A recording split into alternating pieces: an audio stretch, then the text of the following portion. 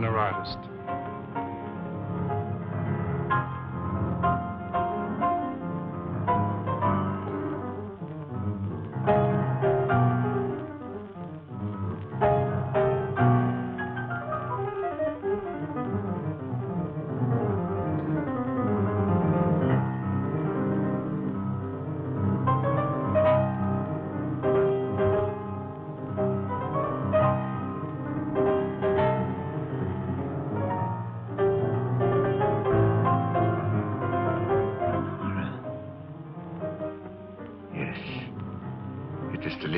Of her.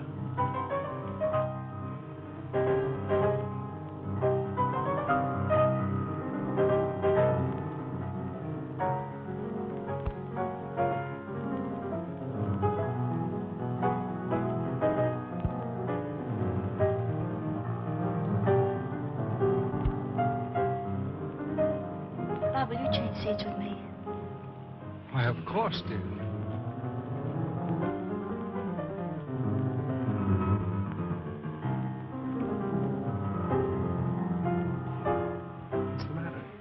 Nothing, but that man in the next box keeps staring at me.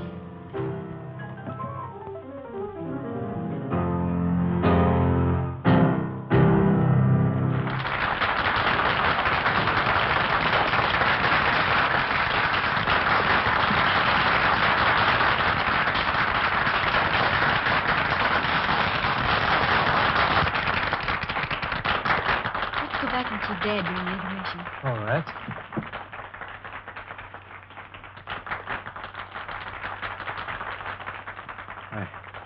It is like seeing the dead return to life.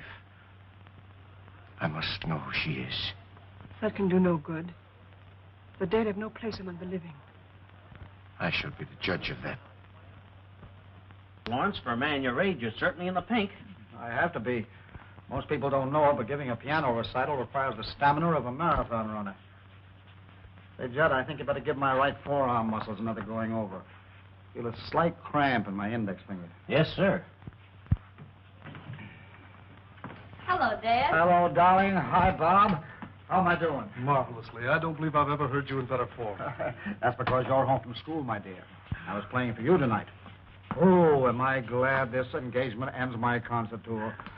Now I can relax, wear old clothes, and let my beard grow. Oh, and devote some time to your only daughter. You know, I feel as if I'd been piano. Don't bite the piano that feels, my darling. See where that is, Bob. Yeah.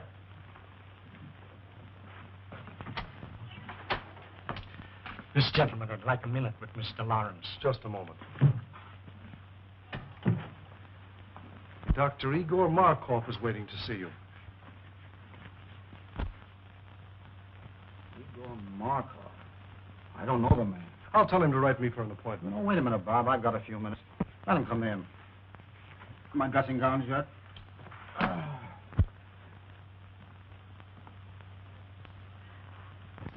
So I have the pleasure of addressing Mr. Anthony Lawrence. That's right, Doctor. What's on your mind? I should like to apologize to this charming young lady for my seeming rudeness. Well, I don't know what you're talking about, but go ahead. This is my daughter, Patricia, Dr. Markoff. Please forgive me, young lady, for staring so rudely at you, but I really could not help it. Seeing you tonight was quite a shock because you are the living image of my wife, Lenore, as she looked at the time we were married. She was taken away from me under very tragic circumstances. I understand. I accept your apology. Thank you.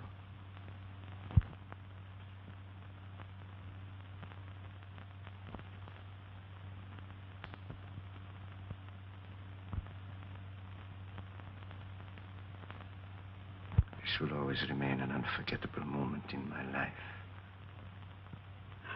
Thank you. Auf Wiedersehen. So nice to have met you. I always appreciate the privilege of meeting a great artist. Thank you, Doctor. And good night. Good night, sir.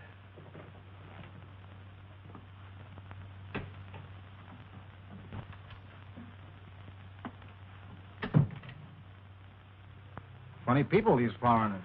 Do you suppose Pat really resembles his dear departed, or... Or is right. That cock and bull story was old in Caesar's day. The nerve of the guy. My dear boy, you've got to get used to other men admiring Pat. She's a very beautiful girl. There's a difference between admiring and ogling. By the way he stared at me, he gave me the jitters. You'll find him in the next box, fishy stare and all. Oh, no, I won't. We're going to hear the rest of this concert from backstage. Then I'll have to get your wrap. You left it in the box. Oh, please do. I'll wait for you here. Well, Judd, 5 minutes. We better get ready.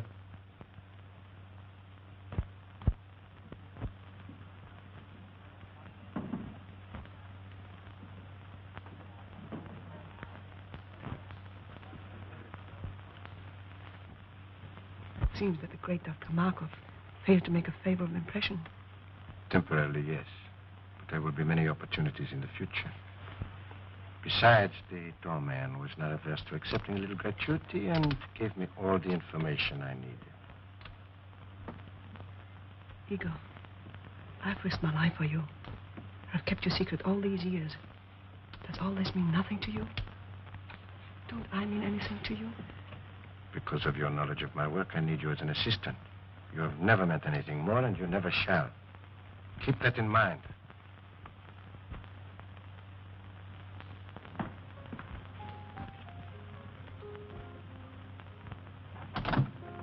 Flowers for Miss Lawrence. Sign, please. Thank you.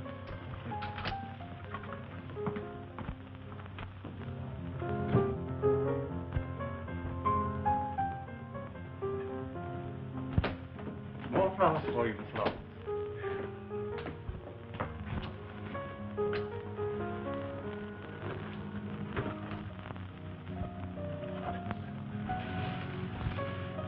Flowers, flowers, flowers. Morning, noon, and night. The man must be crazy. Keeps on, I'll hate the sight of him. Have Williams take those to the children's hospital. Right away, miss.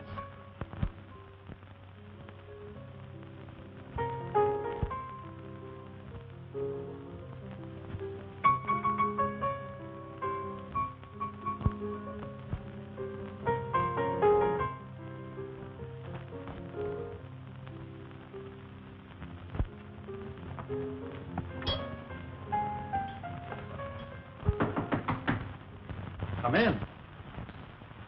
Dad, you've just got to make Dr. Markoff stop pestering me. First it was flowers 3 times a day, and now he's sending notes with them. Now, look, I can't stand any more of this. You've just got to make him let me alone. Well, the man must be out of his mind. I never heard of such presumption. Now, don't you get upset about it, Pat. I'll take care of Dr. Markoff. You just forget about him and let me handle this. What are you going to do, Dad? I'm going to call on our friend and tell him very plainly that his attentions to you are unwelcome, and him stop them immediately. You be careful, won't you? Careful? What do you mean? Well, you'll probably laugh at me, but when you call on Dr. Markoff, will you take Bob with you? Pat, I can take care of myself. But you said yourself he was out of his mind. Did you notice his eyes that night in your dressing room? They seemed to stare right through me. You've been listening to too many horror radio programs lately. What you need is a good workout on the badminton court. Come on, run along. Fear not, fair lady. I shall beard the reptile in his den.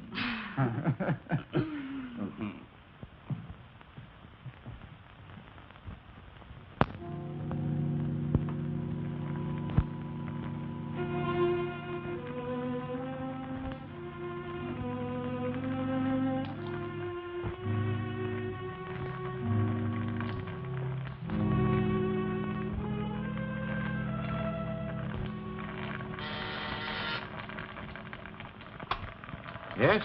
Mr. Anthony Lawrence is here to see you, Doctor. I will see him in a few moments.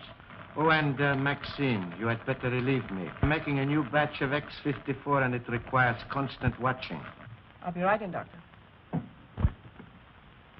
The doctor will see you in a few minutes. Won't you be seated? Thank you.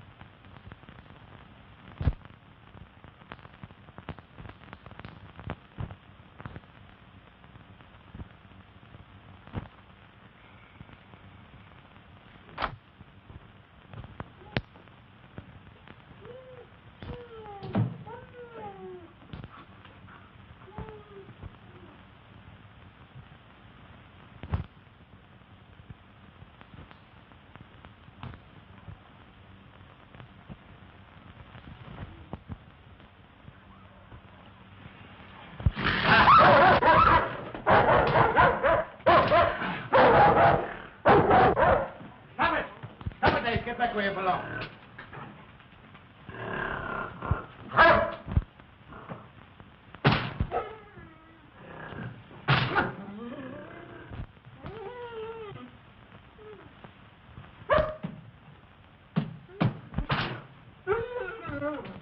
I wish you'd get rid of that brute.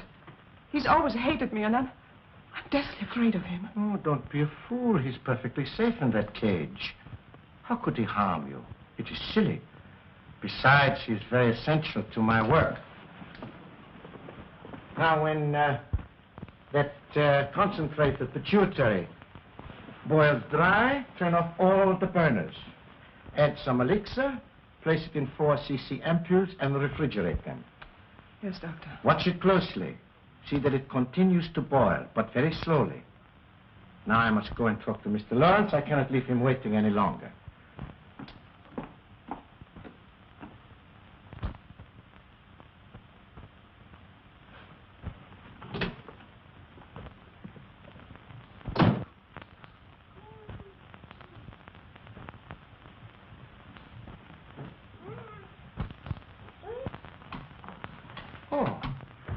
Mr. Lawrence, nice to see you again. This isn't a professional call, Dr. Markoff.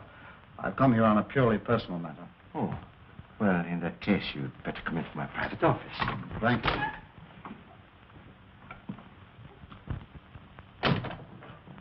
Won't you sit down? I'll remain standing, if you don't mind. Oh, as you wish. I'll get to the point very quickly, Dr. Markoff. I've come here in regard to my daughter, Patricia. Ah, yes, a lovely young woman. And that's beside the point. She doesn't welcome your attentions. I'm forced to ask you to stop annoying her. I'm afraid you're being very insulting.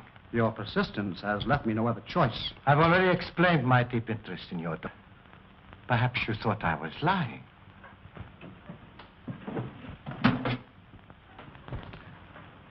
Would you look at this picture?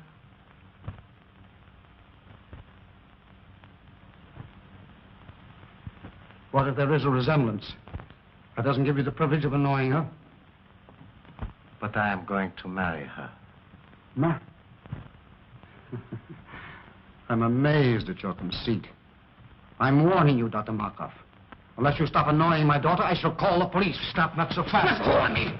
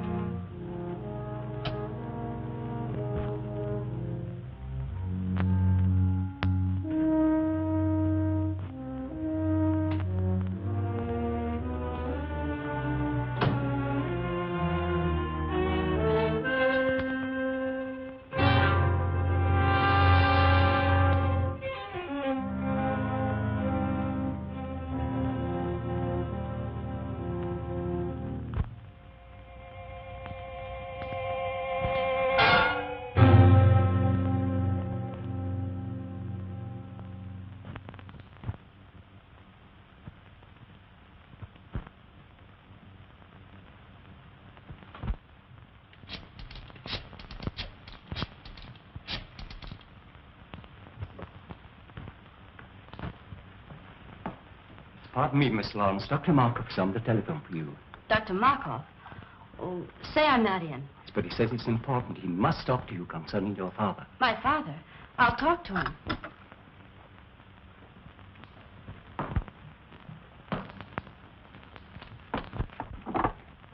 Hello? Yes, Miss Lawrence speaking. Oh, Miss Lawrence, your father has had a slight attack of vertigo. Yes, he's here in my office. It was probably brought on by overwrought nerves. I was wondering if you had not better come and get him.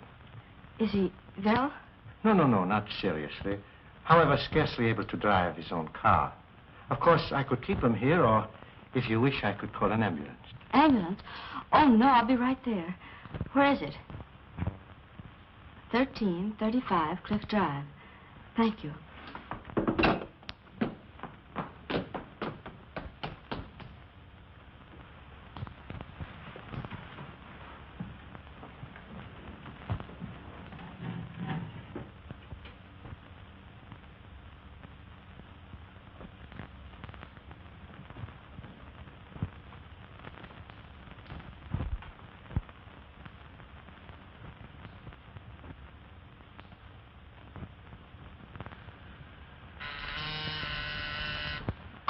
Yes, Doctor? Maxine, turn down all the flames to about half. But Dr. Markoff, the concentrate is nowhere near dry yet. I know, but it must boil very slowly. All right.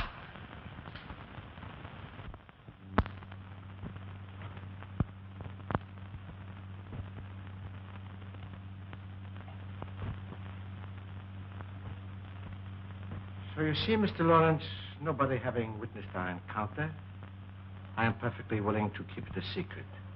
Of course, if you desire to say something about it, I will admit that you threatened me with violence, and I was forced to protect myself.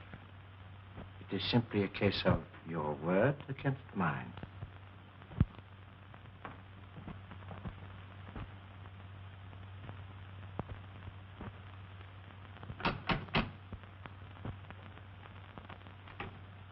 Is this Dr. Markoff's residence? Yes. Are you Miss Lawrence? Yes. Come in. The doctor's expecting.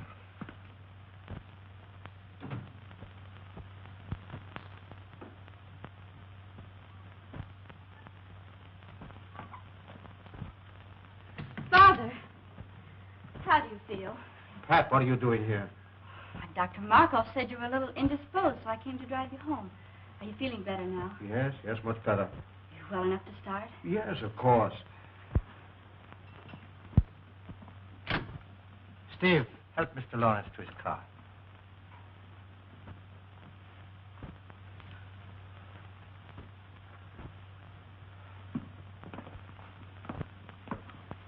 Miss Lawrence, may I have a word with you? Yes. I think that your father would bear watching. If you notice him developing certain symptoms of...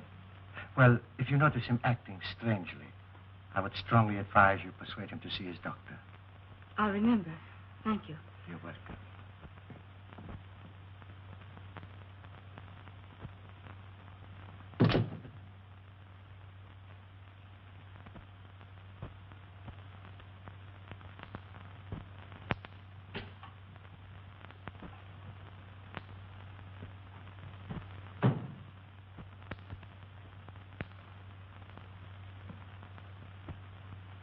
Have you finished? Yes, I did exactly as you told me. Why are you working on a Formula X54? I thought you were satisfied with X53. Not quite. I have succeeded with X53 in arresting the disease acromegaly. But it will do no more than hold it in check. Come, I will show you.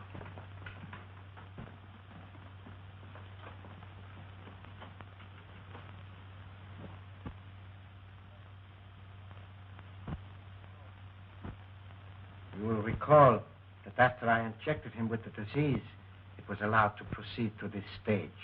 Enlargement of the head, the feet, and so forth. But from the moment I gave him an injection of X53, there has been no change in the condition. Neither progressive nor retrogressive. I have every reason to hope that this new formula will prove to be a complete cure for the disease. Think what it will mean to have the power to control a dread disease like acromegaly. The only living man to have such power. And why are you the only living man to have such power? You know why. Yes, I do. And you're not even a doctor. You stole the name and laboratory notes from the man you killed. He deserved to die. And his death made it possible for me to escape from Europe as the real Dr. Markoff. And reap the rewards earned by another man with years of work and study. What I took from him was small repayment for what he tried to take from me. The love of Lenore, my wife, the woman I worshipped. But his love cooled as I knew it would when he looked at her beautiful face and saw the ravages of the hideous disease acromegaly. Did you deliberately inoculate her with that dread disease? I did. I was determined that no other man should try to take her from me. I knew if she were no longer beautiful, no one else would want her. Then I would have her all for myself. But she could not stand the sight of her own face. So she killed herself. This is incredible. Only a madman could do a thing like that. I'm getting out of here. I'm going to police someone. Tell them now. Police someone. Tell them I'm a madman. Stop.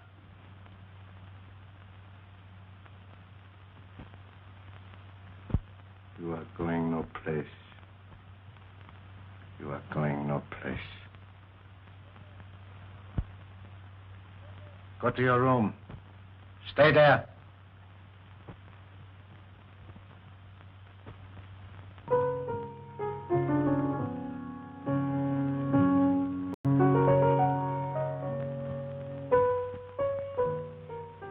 Good to have you back again with us, Bob. Glad to be back once more, Pat. It's no fun being away from you. I do wish you didn't have to spend so much time out of town. If I didn't, your father would probably get himself a new business manager. You know, it's chiefly on his business I'm away so much. I know. Bob, do you think you could book Father for a series of summer concerts? Pat, what are you talking about? If you knew the heavy schedule I booked him for next season, you'd want him to have a good rest. Oh, I do, but he can't seem to rest. I don't know what's gotten into him. He seems to have so much energy. He just can't seem to work it off. Well, let's hope it keeps up. But he can't, Bob. Do you realize that he's up at 6 every morning? That he walks practically all day long? That I can't get him to go to bed at night? Sometimes I awaken at 2 or 3 in the morning, and he's still playing his piano. That's not normal in a man of his age.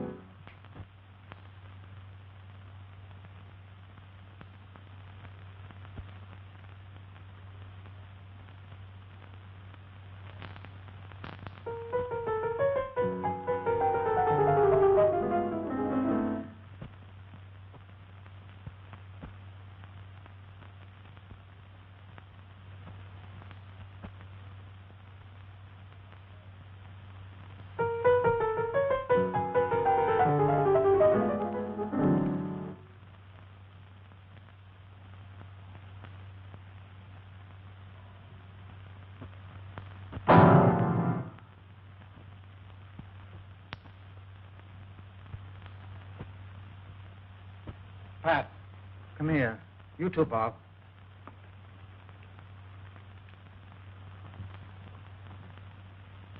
Doesn't it look as if my fingers were thicker? Well, your hands are swollen. Well, the fingers are anyway. Oh, I feel awkward. When did you notice this? The past few days, I felt something coming on. My feet, too, seem enlarged. All my shoes feel tight. Do you suppose you've eaten something that poisoned you? Oh, no. I'd know it if I had. He said if you felt bad, I should persuade you to see a doctor. Who said? Dr. Markoff. Markoff? When was that? That day you went to see him about a social matter. Oh, rubbish. Why should I see a doctor when I never felt better in my life? Because I want you to, Father. Promise me you'll see Dr. Adams at once. Let me call him now. Nonsense. There's nothing the matter with me, really. I'll tell you what I'll do. If this condition doesn't clear up by tomorrow, I'll drop in to see Dr. Adams just to put your mind at ease. But you won't go. You put it off. Why don't you let me call him now? Because it isn't urgent. Anyway, right now, I feel like going out for a walk. But you've been walking all day. I can't help it. I feel restless and full of energy.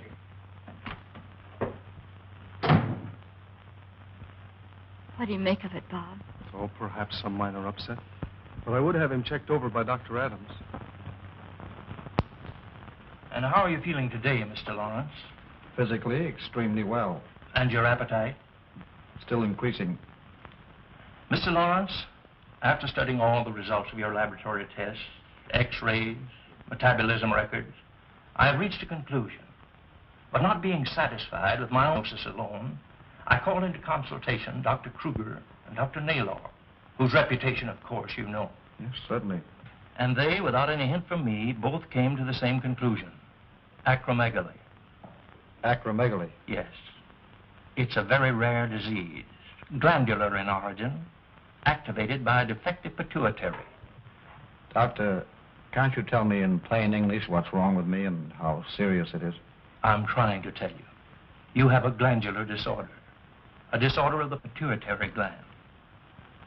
A disease so rare that medical science knows little about it as yet. Is it fatal? Fatal? Well, not necessarily. It's a progressive disease, enlarges the extremities. It's accompanied by an increasing amount of energy to a fabulous and dangerous degree. Is it curable? Mr. Lawrence, there is but one man, to my knowledge, who knows anything important about acromegaly. He's a specialist in glandular disorders, and I understand has devoted a great deal of research to this particular disease. I urgently suggest that you consult this man, who is in a position to do more for you than any person in the profession. Who is it? Dr. Igor Markoff. Dr. Markoff? Yes. Do you know him? Yes. Strange you didn't think to consult him.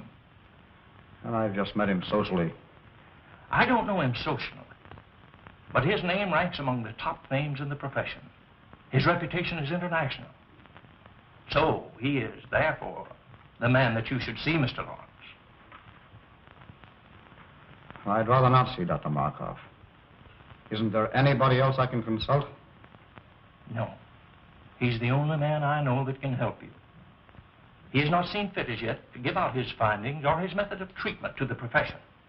So, therefore, if you're to be helped, you must go to him. And there's nothing you can do for me, Dr. Adams? Frankly, Lawrence, nothing effective. Well, thank you for your frankness. You will see him? I'll think it over.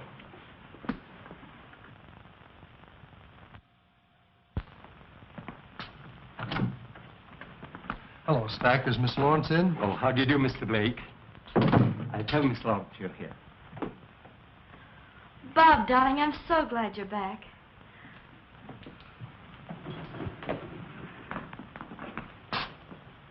I've only been away 4 weeks. How are you, sweetheart? I'm so worried. About what? About Father. What's he been up to now? Well, that's just it, Bob. I don't know. He's locked himself in his room for weeks. He hasn't allowed anybody in to see him. Stack takes his meals into him, but he has to leave the tray in the music room. He says the door into the bedroom is locked, and that Father won't come out until after he's left. Is he in there now? Yes, but the door from the music room into his suite is locked from the inside. He sounds in excellent form. He hasn't touched the piano in weeks.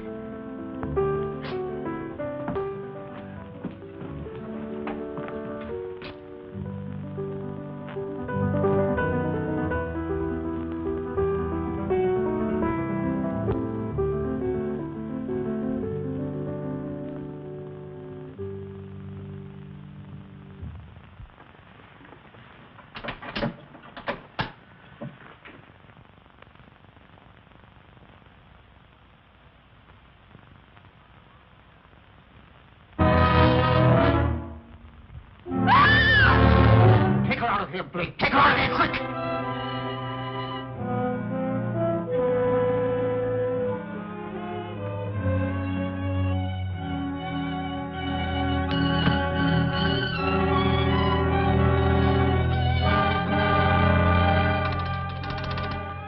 Oh, Stack. Have William bring my car around to the side entrance immediately and leave it there. I'll drive it myself. No.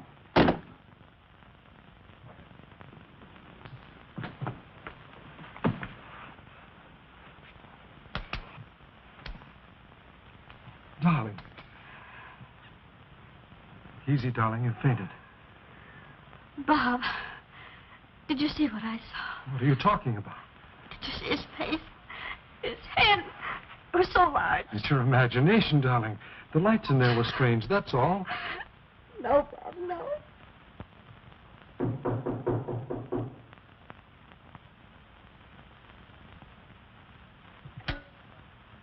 Maxine, see who's in my waiting room. Maxine! Maxine, are you there? Maxine! Maxine! Maxine!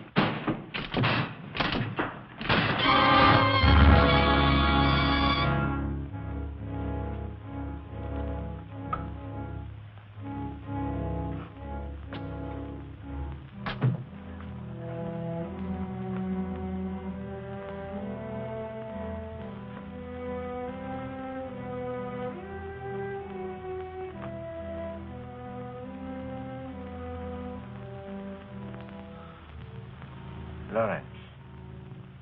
Yes, Markoff. Weren't you expecting me? You knew I'd have to come to you sooner or later. To you, the one man with experience concerning the hideous disease of acromegaly. Oh, you had it cunningly worked out, Markoff. So that I would be forced to come to you. You alone for help. Then you would be in a position to dictate your own terms in exchange for that help. Terms which no doubt would involve my daughter, Patricia. Oh, you were clever, Markoff. Exceedingly clever.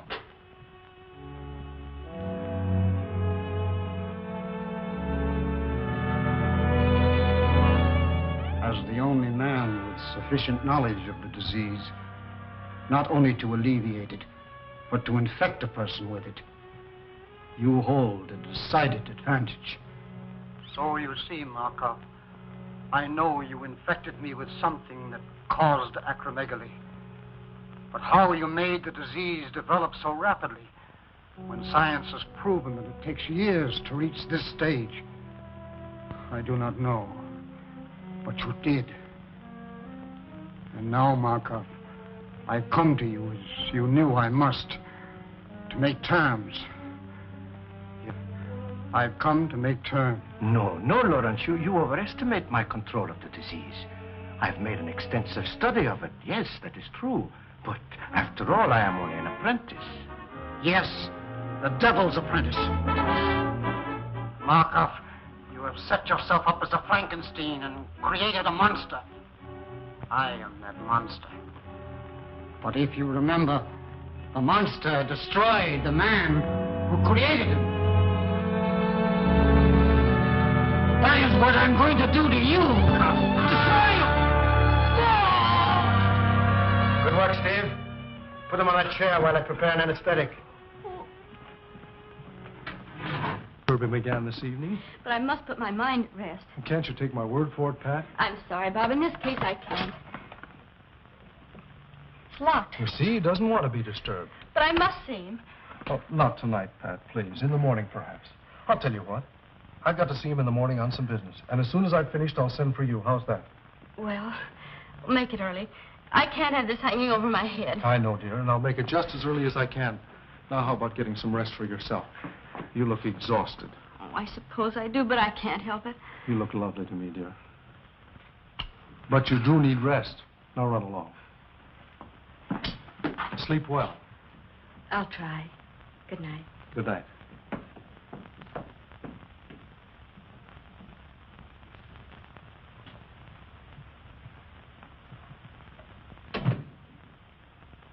Oh, Stack. Stack, have you got a key to the music room? Why, no, sir. Why? Well, it's locked, and I wanted to see Mr. Lawrence. I'm sorry, sir, but he's gone out. Out? Oh, yes, sir. About a half an hour ago. He had his car brought around and then dismissed William. Where did he go, do you know? Not the slightest idea, sir. I didn't see him, but William said he was all muffled up. Oh. Stack, I wish you'd ring me at home when he comes in. Very good, sir. And shall I wait up for him, sir? Well, no. If he comes in soon, you might ring me. Otherwise, go to bed. I'll see him in the morning. Very good, sir. Good night, Stack. Good night, Mr. Blake.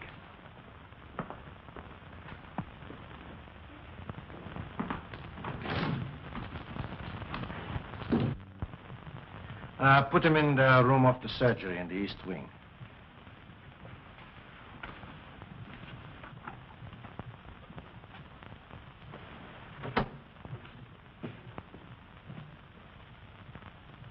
How could you be so inhuman as to infect him with that disease in order for his daughter?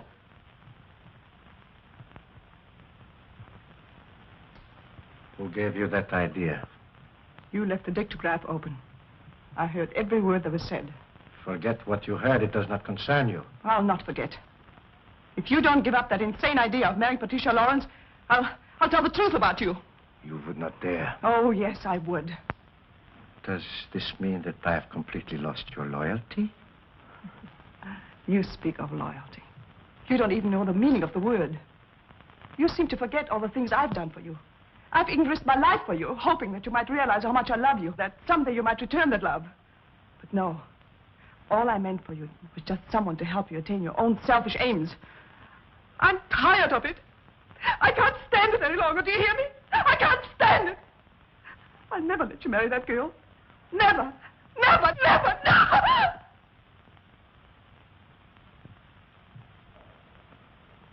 Maxine,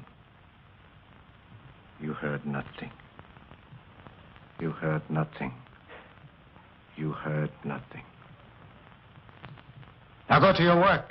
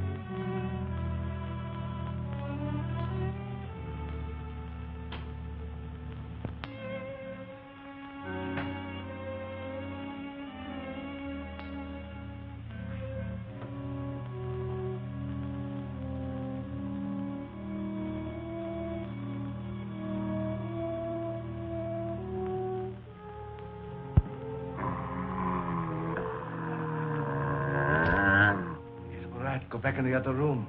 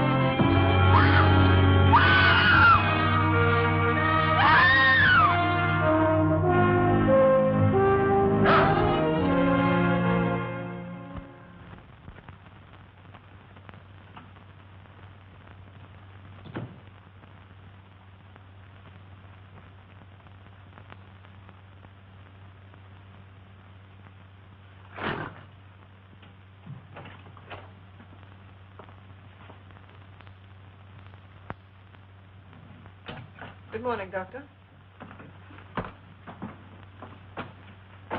The gorilla's cage was left unlocked last night. No, really? Why, he could have killed somebody. Yes, he could have killed me if Ace hadn't heard me scream and driven him back again to the cage. Oh, well, you are very fortunate. Very. And so am I. I could have lost a valuable assistant. How do you suppose the cage was left unlocked? Oh, I suppose the attendant was careless. I shall discharge him immediately.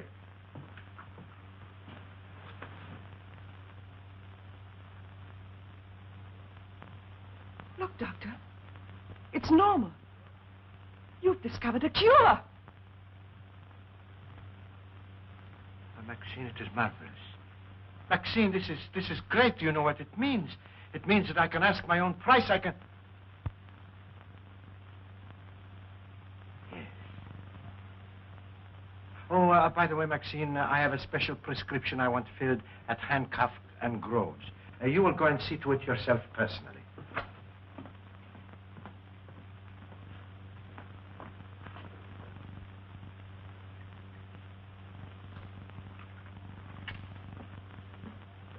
Couldn't it be ordered over the phone?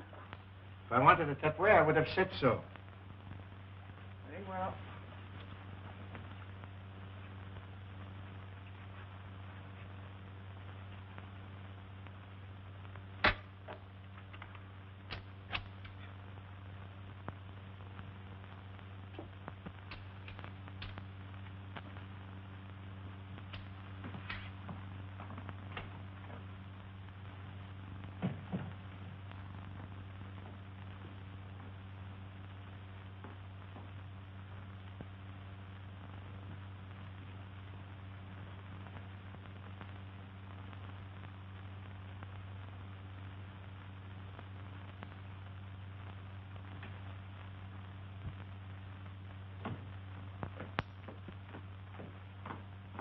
Good morning, Mr. Ack. Good morning, Miss Lawrence.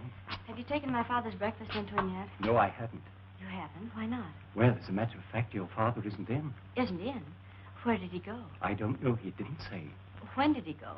I can't exactly say. Sometime last night. Last night? Yes, miss. You mean he's been away all night and left no word? Absolutely none. I'll get it. Hello? Yes, Miss Lawrence speaking. This is Dr. Markoff.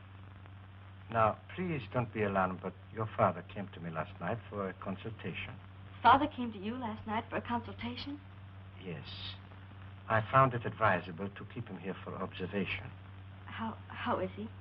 Well, he's quite comfortable now. Yes, quite comfortable, Miss Lawrence, I assure you. I'll be right over and pick him up and bring him home. I would strongly advise against taking him home, Miss Lawrence. But why? I can't leave him there. Do you think I should take him to a hospital? I suggest you leave him right where he is, Miss Lawrence. You see, I have all the facilities here to take care of him in my sanatorium. Oh, I didn't know you had a sanatorium, too. I'll be right there. When Mr. Blake arrives, tell him I've gone to Dr. Markoff, 1335 Cliff Drive. Dr. Markoff's 1335 Cliff Drive. Yes. Very well, miss.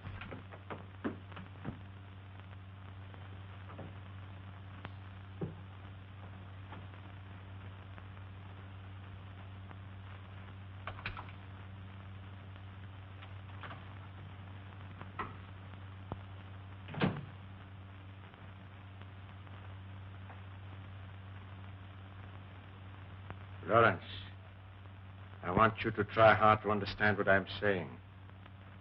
Try hard. This is Dr. Markoff. I can save you, Lawrence. I can cure you. Do you hear me? Yes, I can hear you. Good. Remember that I am the only one that can cure you, and I will cure you on one condition. A very simple condition, Lawrence. Your daughter is on her way over here now. I want you to persuade her to be very agreeable to me. No. You can convince her that it is you she is coming to see. You can tell her that I am helping you. That is a very little thing to ask for your cure. No. Very well. We shall see about that.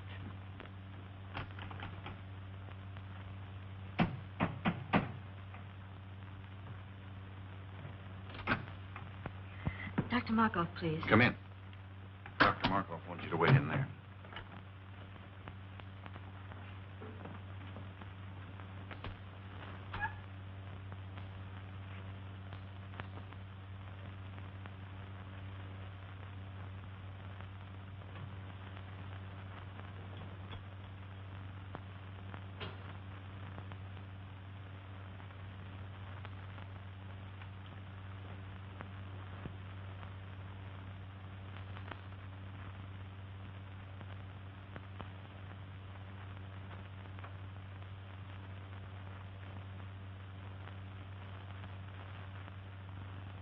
How long ago did she leave for Dr. Markoff's stack? About a half an hour ago, I should say, sir. I'll have to step on it. 1335 Cliff Drive, you That's said. correct, sir.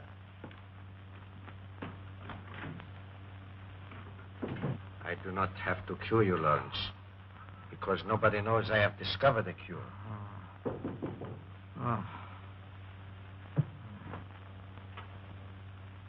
Miss Lawrence is here.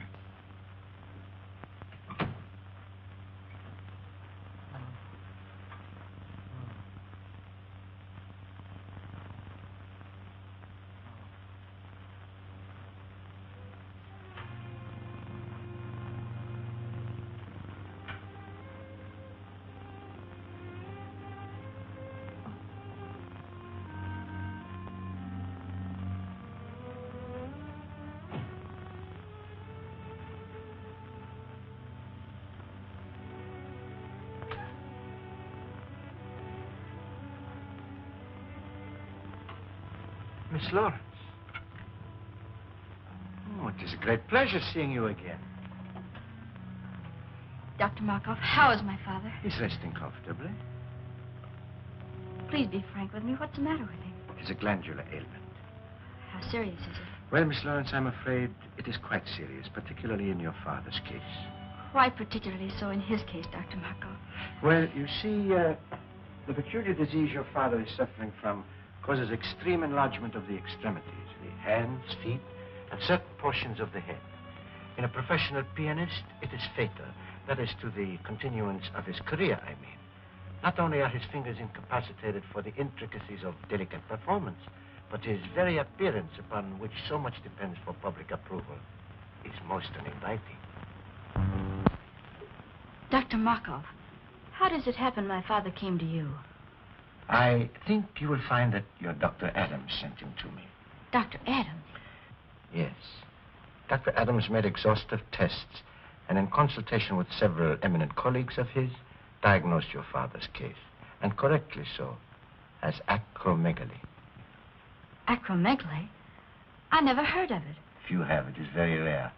And since glandular disturbances are my special field, and acromegaly my particular interest, your father was advised to consult me. With what results? I am anxious to cure your father, Miss Lawrence. Most anxious. Providing he is willing to obey my instructions to the letter. Do you anticipate any lack of cooperation on his part, Dr. Markoff? Perhaps some. You see, Miss Lawrence, it is rather long and slow treatment. Naturally, a man of your father's nervous temperament will be impatient, obstinate, even rebellious on occasion. Progressively so, as the brain begins to function more normally. You see, Miss Lawrence, your father is mentally incompetent. You mean he's... Oh, well, shall we say, temporarily unbalanced mentally. The functioning of the pituitary, being aggravated by pressure, makes the patient physically violent on occasion, and great care must be taken that he does not do violence to himself or to others. Dr. Markoff, I'm my father. I can easily understand your need to do so, Miss Lawrence, and I would gladly save you the pain if I could. But I know you will not be satisfied unless you do see him for yourself. Besides, it will give you a basis for comparison. It will give you new hope from day to day as you see him improve. Where is he? Take me to him. In a moment. But remember, although he is still under a sedative, he might easily be aroused to violence.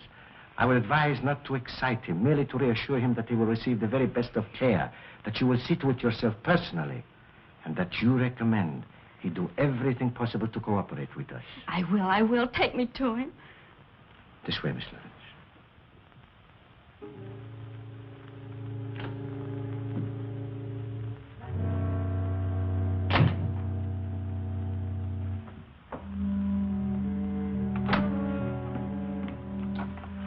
you know what to do.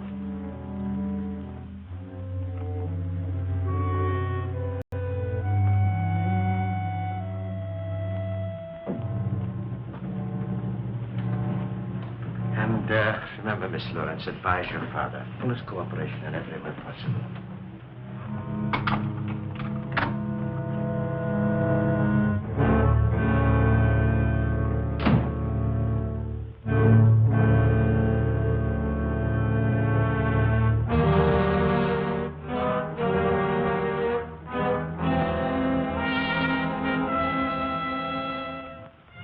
How ghastly.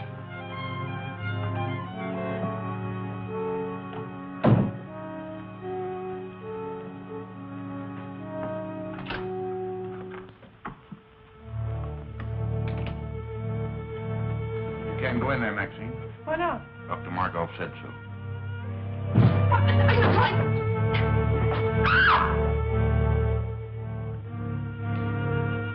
Father, speak to me. It's Pat. Father, speak to me. It's Pat. It's Patricia, Father. I'm here. Pat. You're going to be all right. Dr. Markoff said so. Markoff.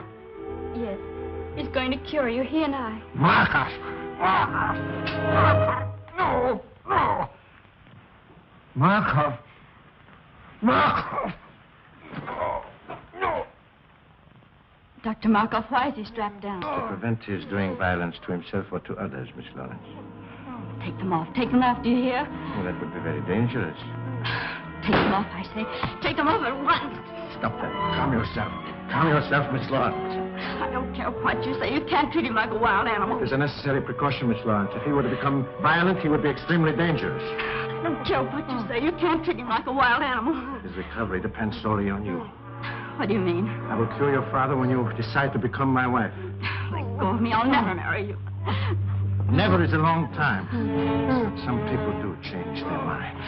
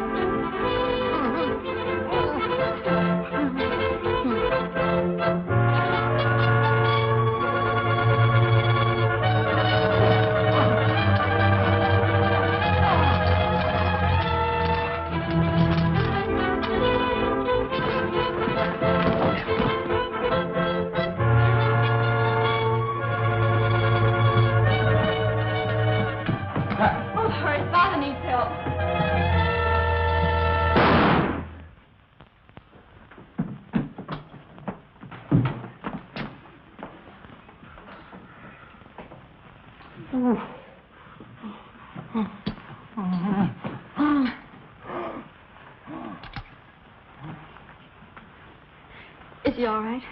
Yes, he's just fainted.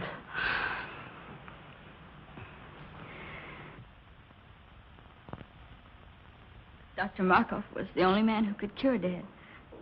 But him dead, there's not much hope left. Oh, yes, there is, Miss Lawrence.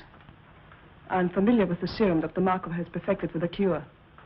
He has been using it to bargain with your father for you. He'll be all right. It might take a little while, but he'll be all right. Thank you.